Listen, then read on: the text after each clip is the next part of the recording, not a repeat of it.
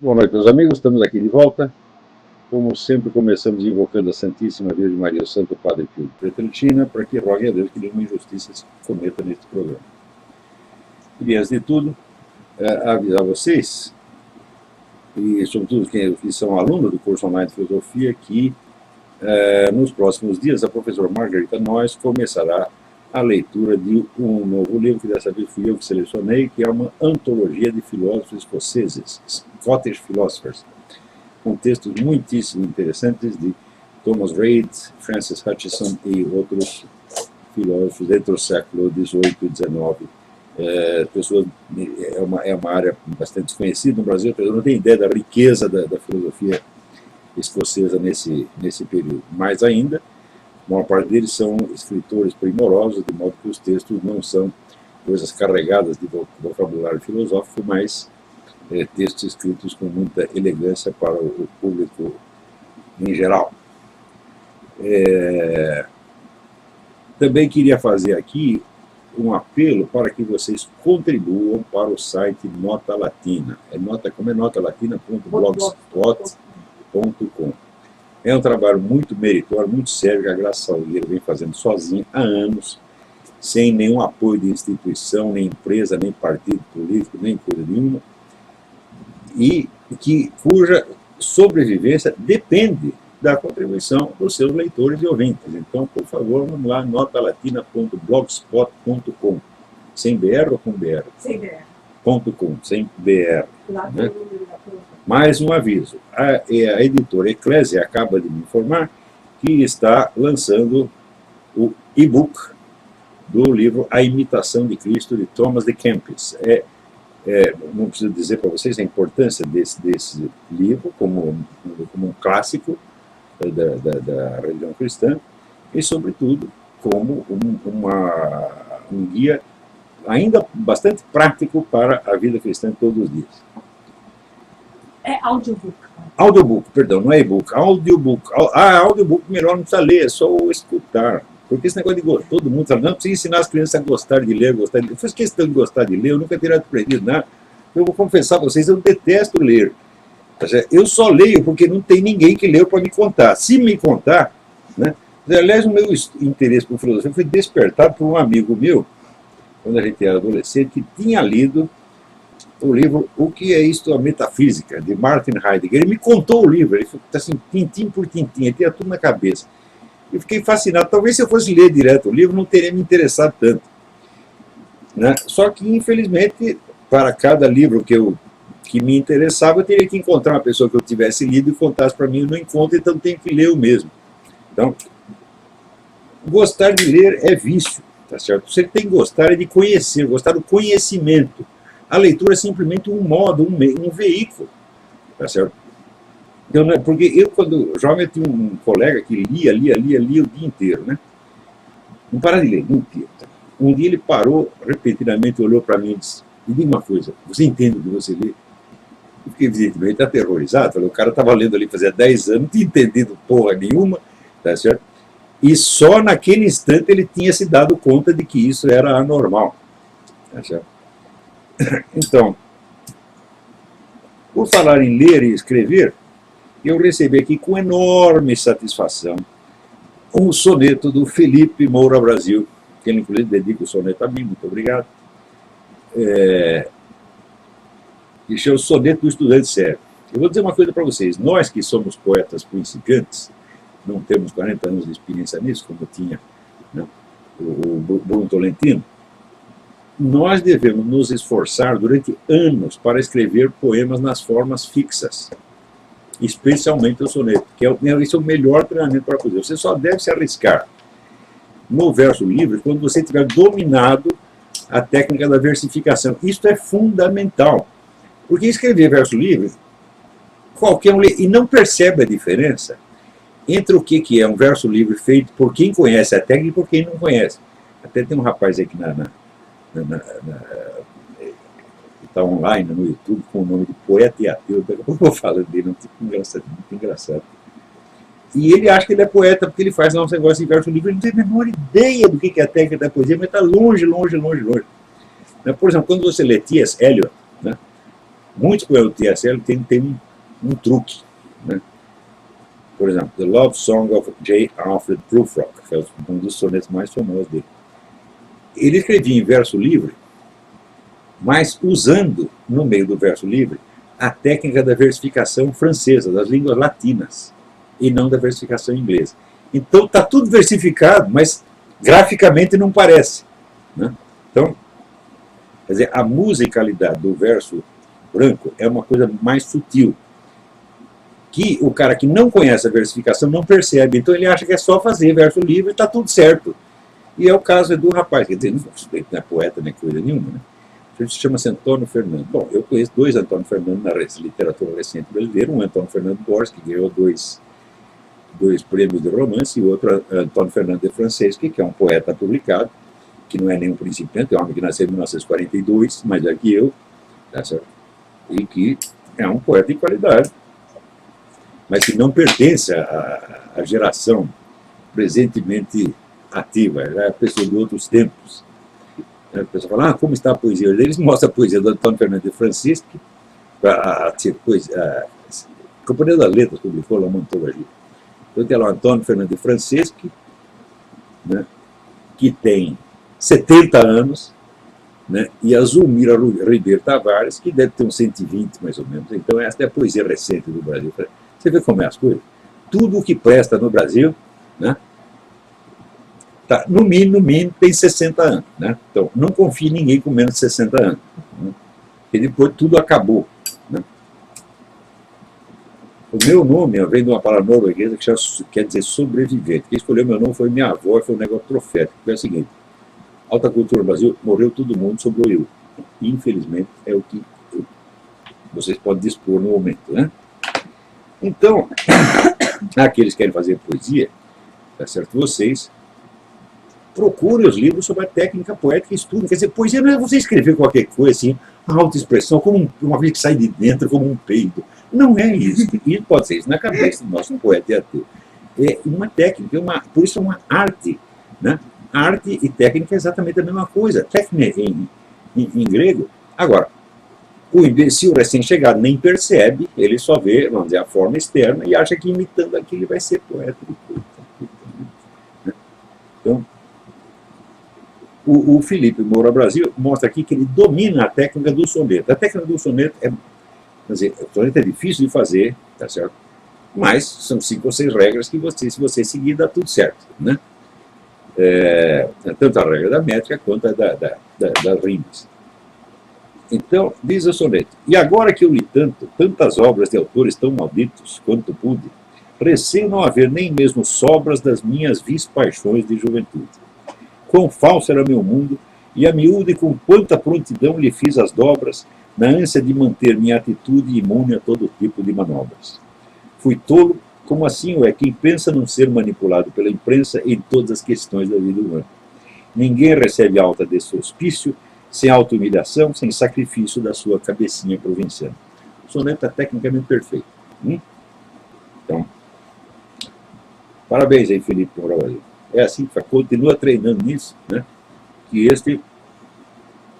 eu acho que as pessoas que não têm experiência na poesia deveriam ser realmente obrigadas. Nós só publicamos o que você for se obedecer às regras da versificação, senão não. Daqui 20 anos tu começa a fazer verso branco para ver se você domina, que é um negócio muito mais sutil. Né? Então, aqui, esta semana, aconteceu um negócio extraordinário que eu quero comentar antes de tudo.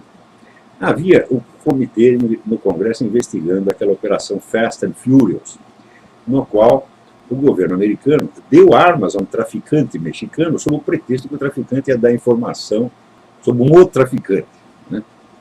Quer dizer, é um caso inédito. Você pode, porque em troca de informação, você pode aliviar a pena do sujeito, mas entregar a arma para ele cometer crime, isso nunca aconteceu. Então, e poucos dias depois houve um tiroteio e morreu um oficial americano, além de ter uma infinidade de mexicanos que o cara matou com aquelas armas dadas de presente pelo governo americano. Então, houve naturalmente uma investigação no Congresso e o ministro da Justiça, secretário da Justiça, que é o Holden, né, ele se recusou a entregar os documentos que o Congresso estava pedindo. Ficou recusando por 16 meses. Daí eles fizeram uma sessão para, bom, vamos fazer aqui um voto condenando o ministro por desacato ao Congresso, o que implicaria naturalmente a queda do ministro, a desmoralização do governo. No último instante, entra o Obama na história e diz e pede que os documentos serão considerados secretos por privilégio executivo. Privilégio executivo é a mesma coisa que o Nixon recorreu para esconder os documentos do negócio do Watergate. Ele quis impedir que os caras investigassem. Não, é privilégio executivo.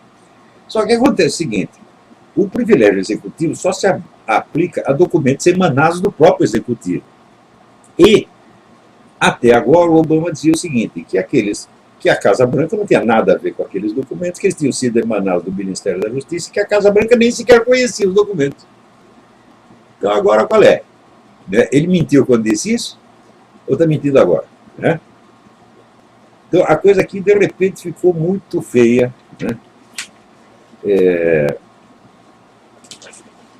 Está ficando muito feia na relação entre o Congresso e a Casa Branca. Isso ainda vai dar rolo nos próximos dias. Mas isso mostra, vamos dizer, que o Obama entrou aí fazendo a coisa que é da sua máxima especialidade, que é esconder documento, uma coisa que ele se dedique mais seriamente do que isso. Até hoje, até agora saiu essa semana, uma biografia do Obama, que não é feita por um anti-obamista, e a autora confessa o seguinte, que a família Obama jamais existiu. O homem não morou, o Obama Sênior não morou com aquela mulher nem um único dia e em parte alguma. Né? Então, toda a biografia do Obama é tudo falsificado. Agora, é impressionante, ninguém sabe que é o Obama, ninguém sabe de onde ele saiu, ninguém sabe direito quem é o pai dele, tá certo? E as pessoas o defendem de unhas e dentes contra o interesse do país. Né? Quer dizer, é um negócio impressionante. O que aconteceu para que, vamos dizer, esta adesão idolátrica, louca, absolutamente psicótica, né, a um total desconhecido? Quer dizer, o que fez desse total desconhecido um ídolo intocável? Que, vamos dizer, é que nem aquela regra dos filósofos romanos loucos, pereat mundus fiat filosofia. Né? Quer dizer, o que vale é a filosofia e foda-se o mundo. A minha filosofia está certa, se o mundo é o contrário, dane-se o mundo, tá entendendo? Se a minha filosofia diz que é assim, o mundo diz que é o contrário, dane-se. Né? O mundo funciona ao contrário, estou errado, está o mundo. Então, é assim, pouco importa que os Estados Unidos vá para o buraco, tá certo? Que seja bombardeado, destruído, desde que se preserve o Obama. As pessoas pensam realmente assim. Então, como você pode adorar tanto uma pessoa que você não sabe quem é? Né? E que mente para você o tempo todo? Quer dizer, isso realmente não é uma coisa normal. Isso não aconteceria sem uma longa revolução cultural. E a revolução cultural não acontece sem, vamos dizer, a penetração do inimigo em todos os órgãos de mídia, no governo, no serviço secreto, etc, etc. Que é uma coisa que só aos poucos está começando a aparecer. Não é isso? Já contei para vocês a história do James Jesus Angleton, que é um investigador da CIA, um dos principais investigadores, que foi considerado louco por dizer que tinha agentes da KGB na CIA e no FBI. Fizeram até filmes sobre a carreira dele, mostrando o cara como louco. Tá? Só que, passado um tempo, depois da morte do cara, descobriram que os agentes da KGB estavam lá mesmo. Pô. Então, quando o cara diz que tem jacaré embaixo da cama, meu filho, não chame ele de paranoico antes de você dar uma olhada embaixo da cama. Né? Peraí, tem alguém na linha. Alô, quem é? Ninguém. Então, olha aqui que coisa interessante. Quando a gente fala desta influência, né, dos serviços de inteligência estrangeira nos Estados Unidos, não apenas na espionagem. Espionagem 10% do serviço de inteligência faz. O que eles fazem maciçamente, né, são operações de agentes de influência e medidas diretas, intervenções diretas na sociedade inimiga e assim por diante. Então, sobretudo na esfera cultural. Então, os americanos até hoje eles não têm ideia de como eles foram vulneráveis, passivos e bobocas perante a ação da União Soviética, da Rússia atual. Presta atenção, a Rússia atual está agindo aqui, tem muito mais espião russo aqui hoje do que no tempo da Guerra Fria, e sobretudo chinesa. né? Semana passada eu comentei que os chineses vendem peças para as indústrias de equipamento militar daqui, que são peças que podem ser manipuladas e controladas à distância pelo próprio chinês. Agora, o chinês está fazendo uma campanha, o governo chinês está fazendo uma campanha pelo desarmamento da população americana, né? A campanha de propaganda que está espalhando, por tudo quanto é lado, relatórios, estudos científicos, etc., dizendo que a causa da criminalidade aqui é o fato de a população estar armada, quando exatamente esta semana saiu o relatório do FBI mostrando que o número de armas na posse da população aumentou formidavelmente nos últimos 2 anos e a criminalidade caiu, como acontece, isso já foi verificado em milhares de cidades aqui, onde aumenta o número de armas na mão do povo, a criminalidade diminui, que é a coisa mais óbvia. Mas, falando nisso, você veja, eu estava vendo agora mesmo uma série de documentários do National Geographic, muito interessante, e eles perguntando por que os ataques de animais ferozes a seres humanos têm aumentado formidavelmente nas últimas décadas, sobretudo nos parques nacionais, até nos parques nacionais, né? Então, gente comida por urso, comida por um lobo, né? Atacado por jacaré. Então, por que isso está aumentando? E eles entram em teorias científicas incríveis. Tem um sujeito que foi comido por um lobo, e daí eles juntam lá uma comissão de cientistas para descobrir por que aconteceu, e eles dizem, não, isso aconteceu porque tem uma cidade próxima, onde eles fizeram um depósito de lixo e estão queimando o lixo. Então o cheiro do lixo atrai o lobo. É por isso que esse cara, né, que estava andando, ele não estava no depósito de lixo, estava a 2 quilômetros do depósito de lixo, foi atacado por um lobo. Eu digo, bom, então, como é que nós vamos fazer isso? Como é que você modifica o sistema de coleta e eliminação de lixo de uma cidade? Requer uma intervenção do governo, um planejamento complicadíssimo, etc, etc. Tudo para eliminar uma causa provável e hipotética. Eu digo, não seria mais fácil aquele cidadão que está andando ali no mato ter uma bela arma na cintura e passar fogo no lobo? Sobretudo uma arma de mão. Porque uma espingarda, shotgun, né? Às vezes não dá para você manipulá-la quando é um ataque próximo, né? Você põe uma certa distância. Mas hoje em dia existem armas de mão poderosas, tá certo? Que você pode usar para caça, né? Aqui tem, por exemplo, o Ruger Red Hawk. É um revólver feito para caça.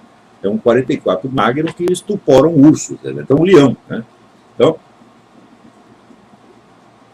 acontece que a cultura, a partir dos anos 60, a cultura da nova era, do ecologismo, né, etc., induziu milhões de pessoas a irem para a natureza. Eles têm que ter contato com a natureza. Pessoas que nunca saíram da cidade começaram a ir. E nessa mesma cultura vinha o ódio às armas, o desarmamentismo. Então, naturalismo, ecologismo misturado com desarmamentismo induz milhões e milhões e milhões de pessoas de irem para o mato desarmado, porque elas vão se integrar na natureza, não é lindo?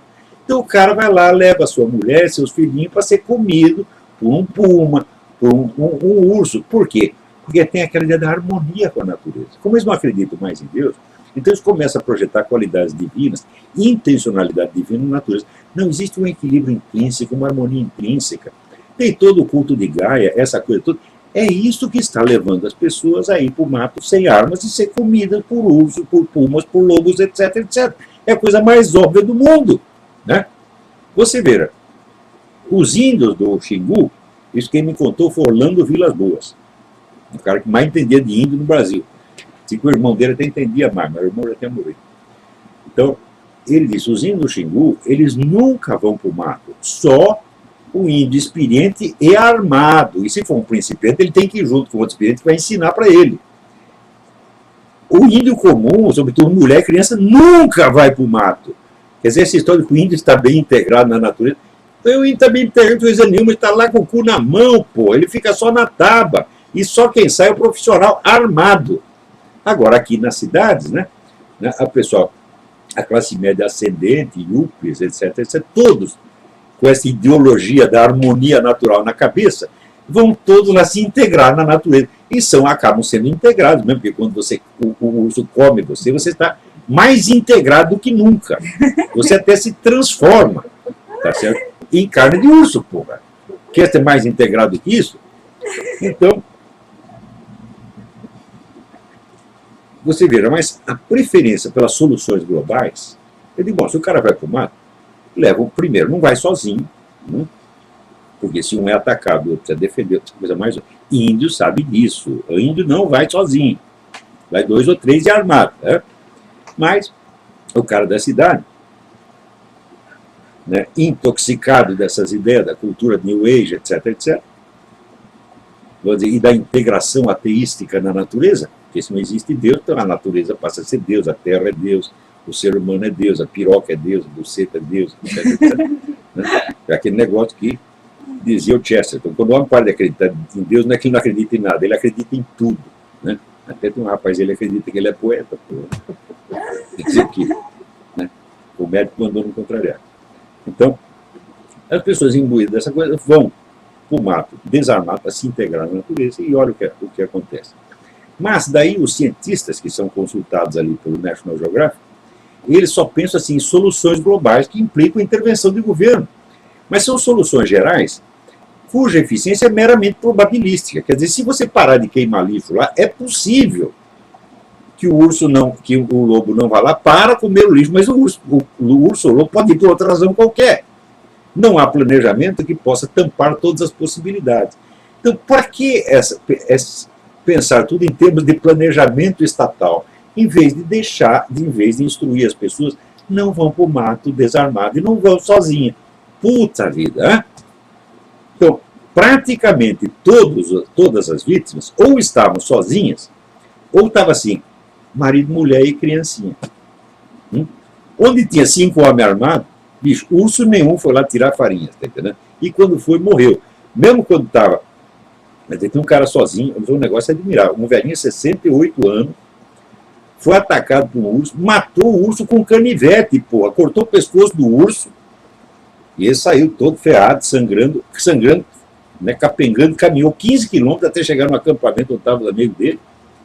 E eles botaram no barco, ainda levaram para o hospital, o cara sobreviveu, ainda deu entrevista e a pele do urso está lá na parede. Tá certo? Então, mas era um caçador experiente. Né? E ele foi pego desprevenido porque ele estava esfolando um veado que ele tinha acabado de matar. Então, ele estava sem a arma na mão naquele momento, porque já é cagado. Tu é um caçador experiente, então tu tem que saber que tu não pode ficar sozinho. Se está lá esfolando o veado, tem que estar o outro com uma baita espingarda na mão, olhando para ver se vem alguma coisa. Mas é coisa mais óbvia, qualquer índio sabe disso, porra. Né? Então, agora está aqui a China fazendo campanha pelo desarmamento dos Estados Unidos. Não é um negócio fantástico? Né? Agora, eu vou ler um negócio para vocês aqui. É um artigo que eu mandei para o Diário do Comércio, e que tem até um esboço de continuação aqui, que eu vou dar uma ideia para vocês. O artigo chama-se Debate e Preconceito. É ilusório esperar que a racionalidade científica prevaleça num confronto que envolve muitos interesses e paixões. Mas não é demais desejar que algumas pessoas capacitadas acompanhem e julguem o debate desde um ponto de vista menos enviesado e mais compatível com o estado atual do conhecimento. Parênteses, quando eu falo estado atual, não estou querendo dizer a última mão, estou querendo dizer a acumulação. Então, por exemplo, tem pessoas, né, que acham assim, não, esse negócio de religião é uma bobeira, etc. Eles esquecem, vão dizer que a toda a religião, não só a católica, tem milênios de experiência de observação da alma humana e tem conhecimentos absolutamente indispensáveis, que inclusive estão na base da psicologia moderna. Então, se o cara não sabe o que estão falando, pô, então, eu gostaria de pegar uma pessoa dessa, para que, já que você sabe tanto, eu vou dar um texto de São Tomás de Aquino para você ler. Vamos ver se você consegue passar da página 2 sem você, tá certo? Ter um acidente vascular cerebral. Né? O número dessas pessoas é com certeza mínimo. O que se observa nas disputas correntes é que cada facção, no empenho de conquistar a adesão do povo inculto e distraído, procura não só simplificar suas ideias e propostas, comprimindo-as nos quantos slogans e chavões que possam ser repetidos até impregnar-se no subconsciente da multidão como imperativos categóricos, porém busca simplificar ainda mais as do partido contrário, reduzindo-as a um esquema caricatural próprio a despertar incompreensão e repugnância. Para os fins práticos da disputa legislativa, É importante que tanto a adesão quanto a repulsa sejam alcançadas da maneira mais rápida possível, contornando discussões aprofundadas que poderiam amortecer as convicções da plateia ou adiar perigosamente a sua tomada de posição. Quer dizer, os caras vão ficar discutindo. Então, aquelas certezas vão se dissolvendo, aparece a dificuldade, etc. Então, o cara diz, não é bem assim como eu pensava. Então, você vai criar a discussão aprofundada, não vai criar adesão entusiástica, vai criar a dúvida, não é isso? E um recuo cognitivo, e isso não é conveniente para quem quer a aprovação de certas medidas urgentes.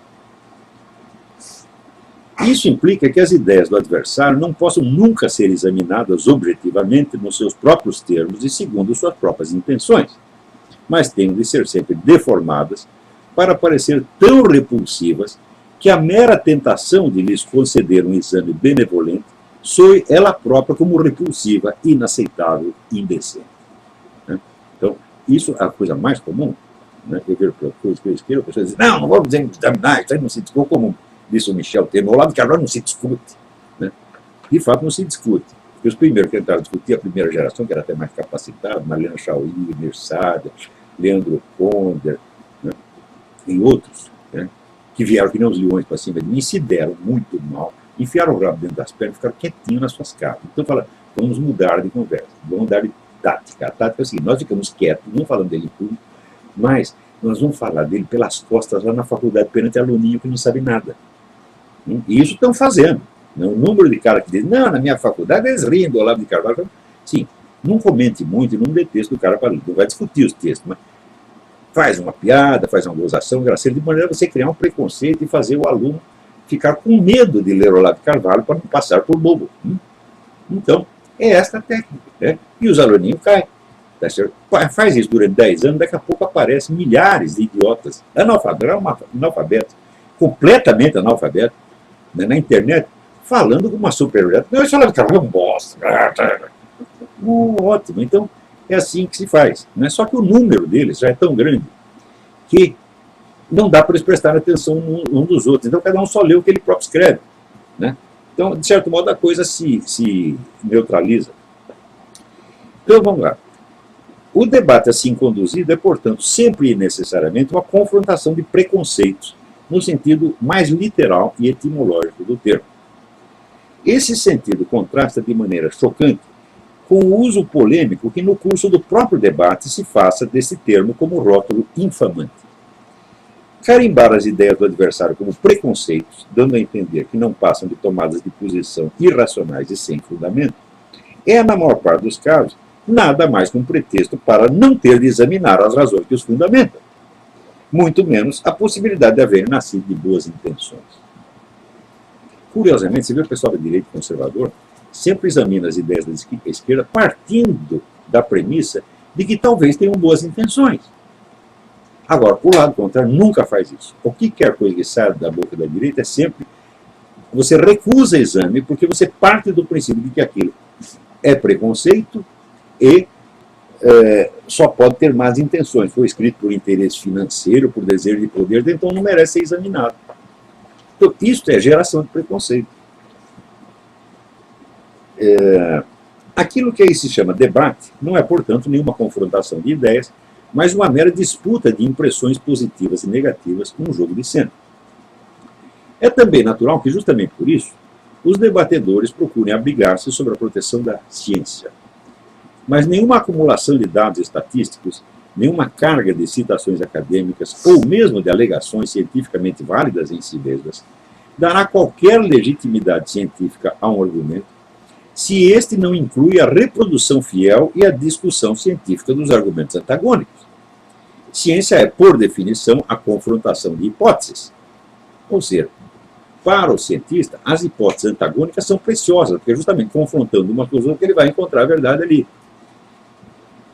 Se, em vez de serem examinadas extensivamente, as opiniões adversas são escamoteadas, caricaturadas, deformadas ou expulsas in limine da discussão sob um pretexto qualquer, de pouco vale você adornar a sua própria com as mais belas razões científicas do mundo. Não se faz ciência acumulando opiniões convergentes, mas buscando laboriosamente a verdade entre visões divergentes. Então, como se faz um debate no Brasil? Você não discute a ideia do adversário, você afasta, elimina, oferece a sua própria e dá lá 2 ou 3 citações de pesquisas que parecem confirmar aquilo. Eu digo, mas isso é o contrário da ciência, meu filho. Quer dizer, a acumulação de argumentos, de confirmações por autoridade científica não dá nenhum caráter científico algum. Você disse exatamente o contrário. A cientificidade do que você está dizendo depende da objetividade, da profundidade com que você examina as ideias do adversário. Como eu examinei as de Karl Marx, como eu examinei as de Lenin, como examina as da corrente liberal, como examina as do globalista, como examinei as do Alexandre Dugin, etc, etc. Então, é pela atenção que você dá a outra ideia que a sua se torna científica. O teste da dignidade científica de um argumento reside precisamente na objetividade paciente com que ele examina os argumentos adversos. Quem logo de cara os impugna como preconceitos, nada mais faz do que tentar criar contra eles um preconceito, dissuadindo a plateia de examiná-los. Que as pessoas mais inclinadas a usar desse expediente sejam, em geral, justamente aquelas que mais apregoam a diversidade, a tolerância, o respeito às opiniões divergentes, não deve ser necessariamente interpretado como hipocrisia consciente, mas muitas vezes como sintoma de uma deformidade cognitiva bastante grave. Deformidade que, por afetar pessoas influentes e formadoras de opinião, arrisca trazer danos para toda a sociedade. Quando digo deformidade cognitiva, isso não deve ser compreendido no sentido da mera deficiência intelectual moralmente inofensiva. A recusa de examinar as opiniões alheias nos seus próprios termos e segundo suas intenções originárias equivale à recusa de enxergar no adversário um rosto humano, à compulsão de reduzi-lo ao estado de coisa, de obstáculo material a ser removido. Ou seja, por exemplo, esse pessoal aí, se ouve aquela gravação que o Bolsonaro pôs em circulação, do 9º encontro LGBT para a infância.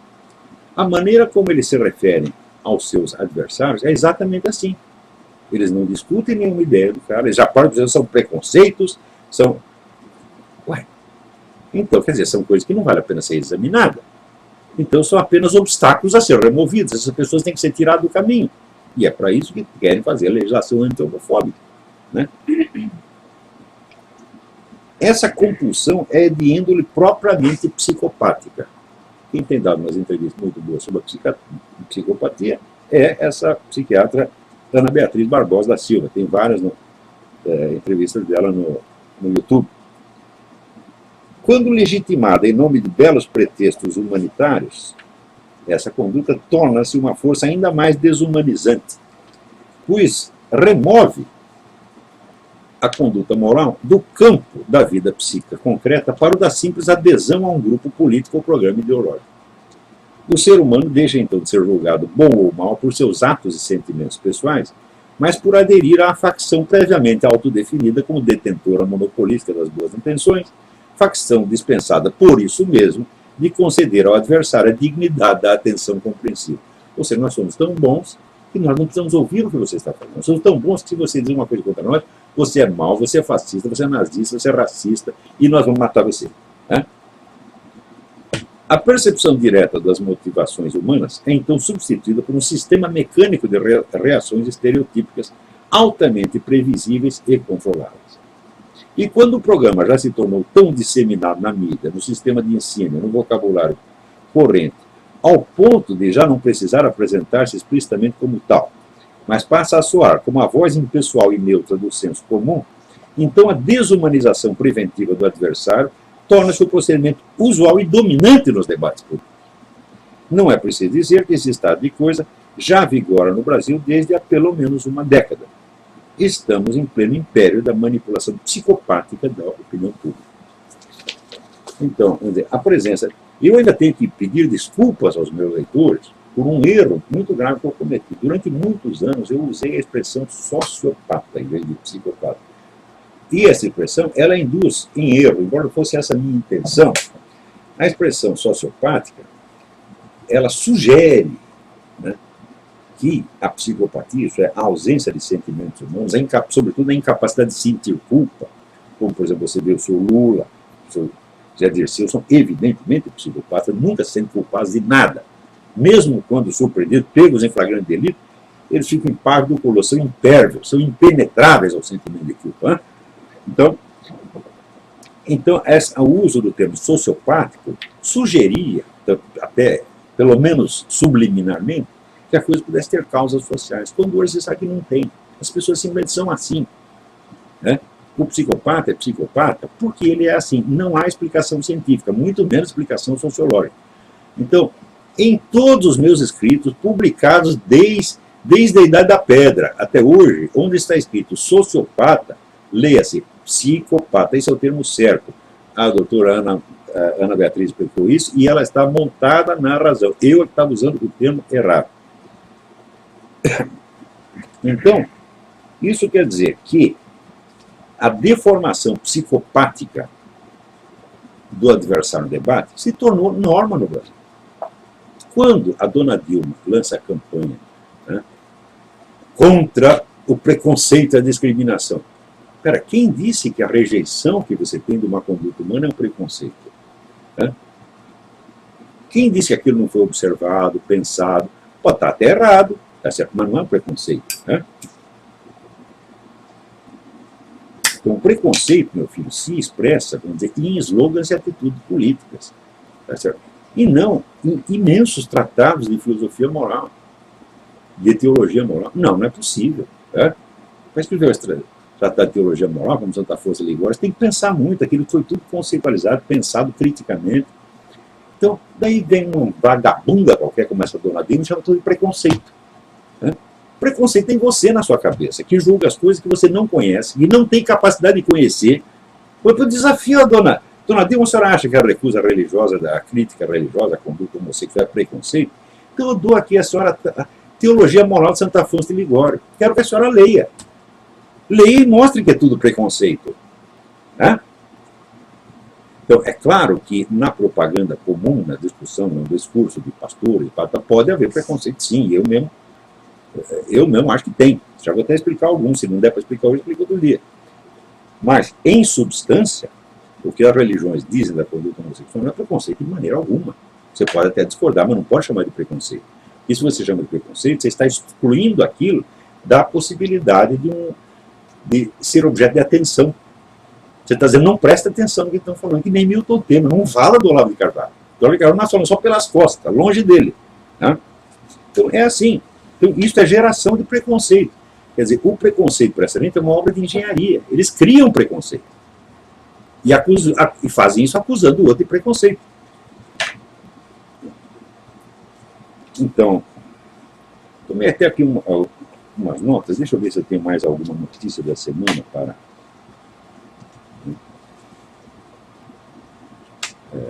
para comentar. Se eu não tiver, eu vou ler aqui mais umas notas que eu tomei a respeito desse mesmo assunto, que me parece tão urgente.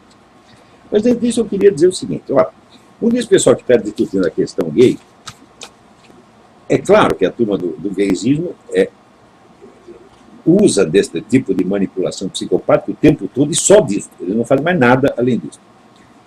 Mas o outro lado também comete alguns erros brutais. Por exemplo, na ânsia de combater o movimento gay, eles começam a fazer um discurso contra a homossexualidade que diz o seguinte, que a homossexualidade é antissocial, que ela é antinatural, tá certo? E coisas desse tipo. Eu digo, em primeiro lugar, a homossexualidade é antinatural de maneira alguma. Ela pode ser antinatural no sentido que Santo Tomás de Aquino dava a palavra natureza no século XIII. No sentido que a palavra natureza tem hoje nas ciências, você não pode de maneira alguma dizer que a homossexualidade é antinatural. Um fato antinatural não se observa na natureza. E a homossexualidade está tão disseminada na natureza, eu mesmo vi um monte até a pedofilia é natural. Eu vi a fotografia do macacão lá traçando um macaquinho. Né? Sim, senhor chefe. Né? Então, é que nem aqui o poeta ateu, ele diz que, imagina esse Olavo, ele fala mal do Lula, ele fala mal da Dilma, ele fala mal do presidente Obama e enche a boca para falar de Deus. E ele é o contrário. Ele fala mal de Deus e enche a boca. Fala, dona Dilma, seu presidente. Puta que pariu. Vamos ver a cara do fulano. Olha a cara dele. Não dá nem para comentar o que ele diz. É só uma. Dá para ver aí? É? Não. Olha a carinha dele, porra. Hã? Olha só que coisinha, né? É assim, a gente vê, a gente fica comovido, pô. Né? Ele disse o seguinte, ele ainda, né, enseja a minha morte próxima de câncer no pulmão. Né? Mas se vocês verem a carinha dele, o rapaz tem 10 anos menos que eu, e tem cara de ter 20 anos a mais. E coitadinho, tá moribundo, ele tá fraquinho, pô. Então, eu não ensejo a sua morte, eu ensejo um tratamento para você. Você tem que comer proteína, rapaz, né? Comer uns bons bifes, né? Ovo, né? Eu aqui eu como quase uma dúzia de ovo por dia, né? Estou aqui forte, impávido, colosso, não tenho hora para comer, não tenho hora para dormir, estou aqui, né? E essa turma toda da minha geração, todo mundo já teve infarto, está com 5 pontos de safena, e vem esse rapaz com esta cara, né, de quem está ali na fila do INPS, coitado, né? Dizer que eu vou morrer. Bom, morrer todo mundo vai, meu filho, mas eu acho que o risco mais é para você. Então, vamos orar por ele, coitadinho, né? Para que ele se recupere. Esteticamente, ele é irrecuperável. A cara dele. Eu não posso olhar a cara dele, pô, né? Não dá para olhar, né? Aquela carinha, aquela boquinha de chupa-pica, bochecha inchada, falando, pô, o sujeito é uma caricatura, esteticamente, intelectualmente. E a pessoa ainda quer que eu fique bravo com ele, eu não posso ficar bravo, porra. Né? Não dá. Manda vir outro, pô, esse é muito coitado. E as poesias dele? Pô, até a poesia dele no nível Batatinha quando nasce, pô. Ele acha aquilo, ele acredita mesmo. Né? Agora, esse Olavo é filósofo? Imagina, ele não terminou o curso de filosofia. Peraí, mas você é poeta, então para ser poeta tem que ter um diploma de letras, né? Cadê o seu diploma de letras? Aliás, cadê os seus livros publicados, as suas referências na mídia internacional, os seus trabalhos sobre literatura apresentados em congressos internacionais? Né? Vamos lá, quer dizer, eu não tenho currículo, então você tem? Então mostra, né? Mas, evidentemente, é um coitado, é um caso realmente de uma pessoa fracassada, acabada, fisicamente, moralmente, intelectualmente, tudo. Então, que fica encontrando um alívio no YouTube. Né? Quer dizer, é claro, eu também faço meu programa na internet, mas eu não faço só isso, meu filho. Eu tenho um montão de aula publicada, eu tenho um currículo imenso de trabalhos apresentados em congressos internacionais, referência vamos dizer, os mais destacados intelectuais brasileiros. Tem tudo isso, quer dizer, eu não estou precisando me aliviar de nada, eu sou um homem satisfeito, eu não tenho mais ambição nenhuma, eu cheguei no topo da minha carreira. Eu daqui não tenho mais para onde ir, você está entendendo? O que eu sou hoje é o que eu serei até o fim da minha vida. E não quero mais. Se me oferecer uma coisa mais alta, não, daí eu vou entrar no meu limite de incompetência, porque o que eu estou fazendo eu sei fazer. Se você subir na profissão, pode ser que eu comece a fazer cagada. Né? Então, mas aqui eu tomei umas notinhas, né? Porque tinha tanta gente fazendo pergunta interessante. Putz, a vida, né? É uma pena esse. Aqui, a Débora Fernandes, que me ligou no programa passado, tentando falar, vamos dizer, de um programa que os caras estão lançando aí, vamos dizer, eliminação dos direitos autorais. Débora, isso não é novidade nenhuma, você descobriu agora. Porém, a eliminação dos direitos autorais é algo que está no programa dos comunistas há mais de 100 anos. E isso é importantíssimo para ele, porque se não há direitos autorais, então os autores ficam indefesos. E aonde que eles têm que se apegar? No Estado. Então a profissão de escritor, né, no regime comunista, era um cargo público. Então o que o governo fazia? Pegava os escritores que ele gostava, que falavam bem dele, e dava dinheiro, dava boas residências, dava automóvel. Eu estive no Palácio Brancovan, na Romênia, onde moravam os escritores queridinhos do regime. Então tinha escritor que morava no Palácio Brancovan, cheio de criados, e comendo do bom e do melhor, e tinha escritor que estava na cadeia. Tá certo? Ou seja, não tem os direitos autorais, você não tem um estatuto profissional próprio. Você está inteiramente à mercê da autoridade. Você não tem meios próprios de subsistência, você depende do favor do governo. Então, este é um programa que eles têm há muito tempo, Débora. Né? E você tem toda a razão de, não, tem uma sacanagem aí, esse negócio de eliminar direito autoral. Claro que tem. Muito bem, então, eu vou ler aqui umas outras notinhas que eu tomei. Mais tarde vou transformar no artigo. Poucos fenômenos humanos se encontram tão precisamente descritos na ciência quanto o das personalidades psicopáticas. Os critérios para reconhecê-los são definidos e claros, o que não quer dizer que seja de aplicação fácil e imediata, não. O grau de certeza na previsão da sua conduta é bem alto, a possibilidade de curá-las é praticamente nula. Praticamente nula, não, nula mesmo.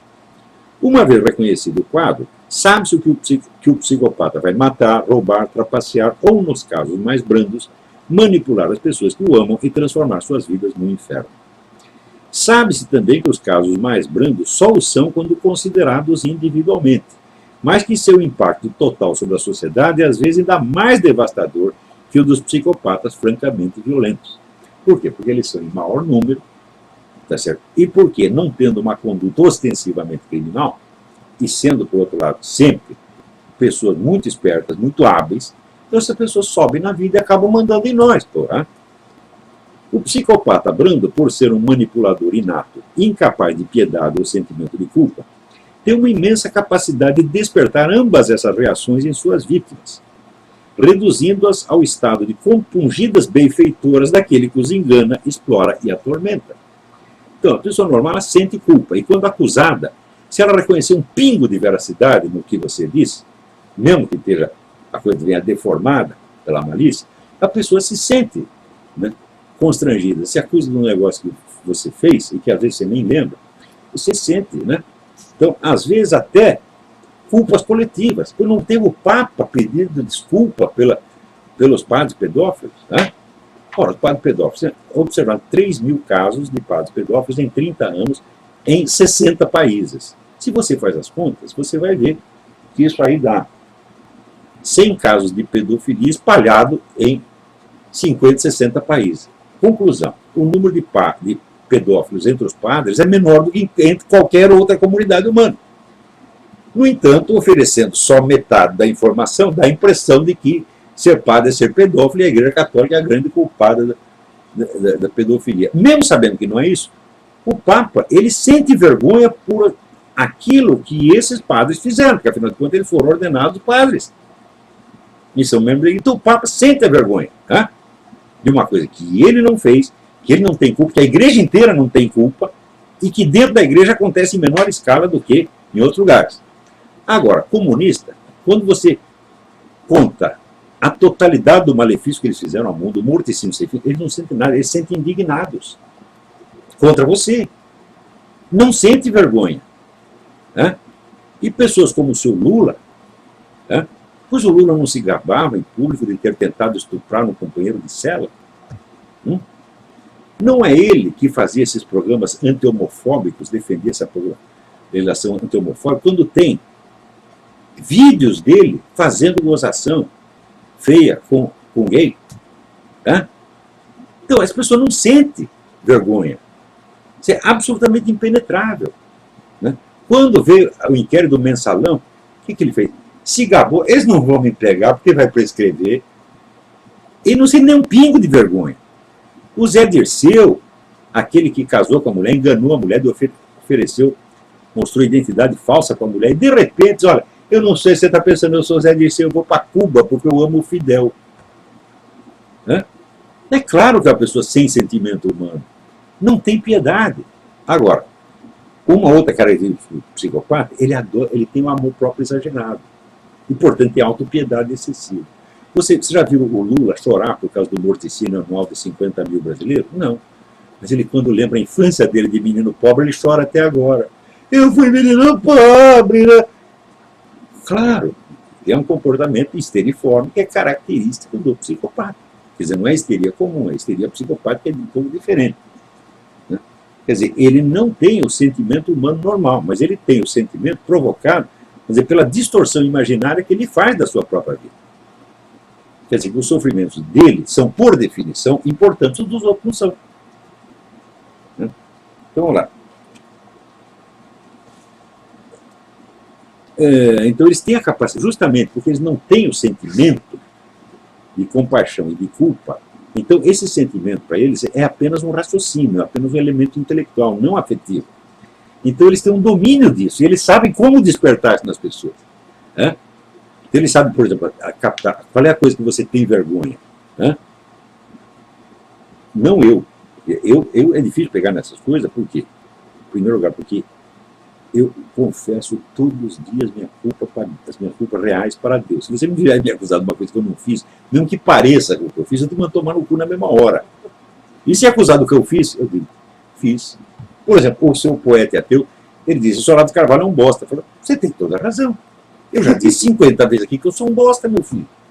Qual é a novidade? Né? Então, aquele negócio, sou, mas que não é. Né? Então,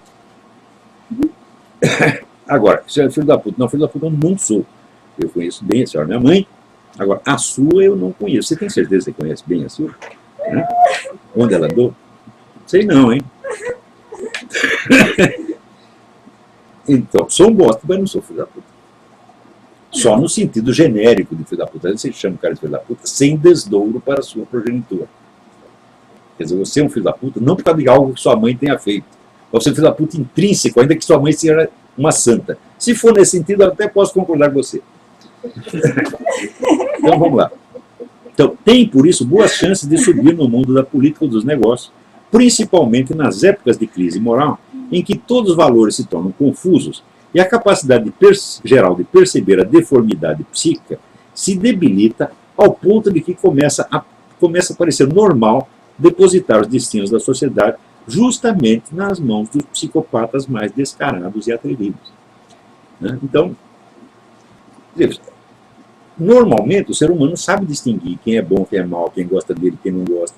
Mas numa época de confusão moral, tudo isso número, então você começa, é a reação do cão de Pavlov, quer dizer, quando o número de contradições se acumula quando você ficar confuso, quando Pavlov era isso, ele fazia muita estimulação contraditória, de repente o reflexo dele invertia. Então o que ele faz? Ele começa a lamber a mão do técnico do laboratório, que ele odiava, e começa a atacar o dono que ele amava. Então é o tal negócio, nós votamos muito em pessoas capazes, então agora vamos votar no incompetente para ver se funciona. Né? Então, pessoas que nós conhecíamos não funcionavam, vamos votar no desconhecido total. Então, o sentimento espontâneo de culpa, arraigado no de piedade e empatia para com os sofrimentos alheios, é a condição básica de toda a vida moral e, portanto, da convivência em sociedade. Uma pessoa saudável aceita esse sentimento como premissa geral da sua orientação na existência, tentando articulá-lo com os conhecimentos disponíveis e as regras habituais do seu grupo social. Em condições de pressão extrema, que ultrapassam a capacidade individual de articular as tensões interiores, o sentimento de culpa pode se tornar intolerável e então ser reprimido, numa reação de autodefesa psíquica até desaparecer do horizonte de consciência. E esse é um dos mecanismos muito mais comuns das neuroses. Neurose tem nada a ver com psicopatia. Neuroses que podem ser tratadas mediante a retomada de consciência do conflito e a rearticulação inteligente das tensões. Nos casos extremos, o conflito é sepultado tão profundamente no inconsciente que toda tentativa de trazê-lo à tona fracassa e o paciente arrisca mergulhar num estado de psicose, principalmente quando alguma deficiência neurofisiológica inata ou adquirida o predispõe a isso. O que caracteriza o psicopata é justamente a ausência desses conflitos por falta da condição prévia sem o qual eles não podem instalar-se, o sentimento de culpa. Então, o psicopata não fica neurótico, o psicopata não fica psicótico. Ele é imune às crises de consciência. Então, ele nem tem a crise de consciência saudável, onde existe um sofrimento moral. Tá certo? Eu já fiz muita sacanagem, tive um sofrimento moral merecido por causa disso. Tá entendendo? Já contei aqui algumas vezes para vocês. Né? As garotas que eu enganei, comecei a casar com eles, davam pé, fiz essa merda toda. Sim, sou uma espinha. Então, aí você tem uma crise moral, às vezes é difícil você engolir e reconhecer o que você fez. Mas quando você reconhece, então você rearticula o conflito. Mas, às vezes, o que você fez pode lhe parecer feio demais, mesmo que não seja.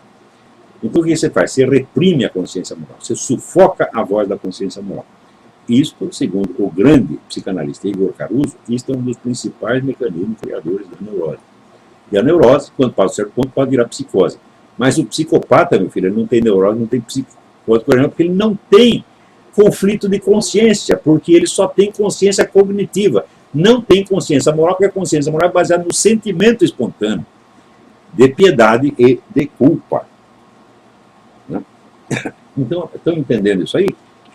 Quantos minutos nós temos ainda? Então, veja, vamos rapidamente tentar aplicar isso ao caso da homossexualidade. Então, tem muitas pessoas que tentam induzir nos homossexuais mais culpa do que eles têm. Porque a homossexualidade não é antinatural, ela existe espalhada na natureza, antinatural no sentido moderno, não no sentido que São Tomás de Aquino dava a palavra, que a gente pode discutir outro dia. E não é antissocial, é compatível com a organização social. Tá certo? Então, o que a igreja diz, não é nem que é antinatural, no sentido moderno, nem que é antissocial. Ela diz que é pecado. Pecado é outra coisa, meu filho.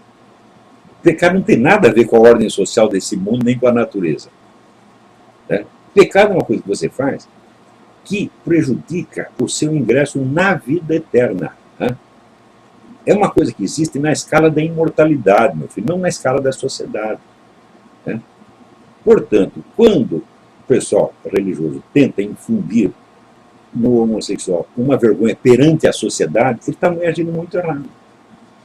Né? Se você é homossexual, meu filho, você não tem que baixar a cabeça para ninguém. Você não tem que ficar envergonhado perante a sociedade, perante mim, né? Perante seu vizinho. Não, claro que não. Agora, no seu diálogo interior com Deus, aí sim você tem que se envergonhar. Porque essa é uma imperfeição que você tem. Né? Então, por que é uma imperfeição? A gente pode discutir depois, eu posso demonstrar. Mas não é uma imperfeição pior do que o adultério, pior do que os heterossexuais da infância. Então você não é pior do que nenhum heterossexual. Então não tem que ter vergonha na frente de ninguém. E aquele cara que tenta envergonhar o outro por o cara ser homossexual é um bom filho da puta mesmo, né? Isso quando não é um psicopata que está tentando manipular o coitado do homossexual para transformá-lo em servidor desses movimentos políticos, essa coisa, como de fato aconteceu. Então tem. Outro dia termina a explicação sobre. Essa é uma questão muito complicada e o debate dessa questão gaysista tem sido feito só na base do preconceito e da geração premeditada de preconceitos e prevenções contra pessoas, tanto gays quanto anti-gaysistas, tá certo? Então, eu vou, talvez nas próximas aulas até, eu vou tentar examinar isso da melhor maneira possível. Quanto ao poeta e ateu, rapaz, vai comer um pouco, para de beber, começa a comer, você fica tomando cerveja, cara. Você fica inchado, você fica tudo deformado, cara. Então mostra uma coisa dessa, ele está falando mal de mim, pode falar o que quiser, pô. Esse cara tá tão fodido, pô. Né? Então, até a semana que vem, muito obrigado.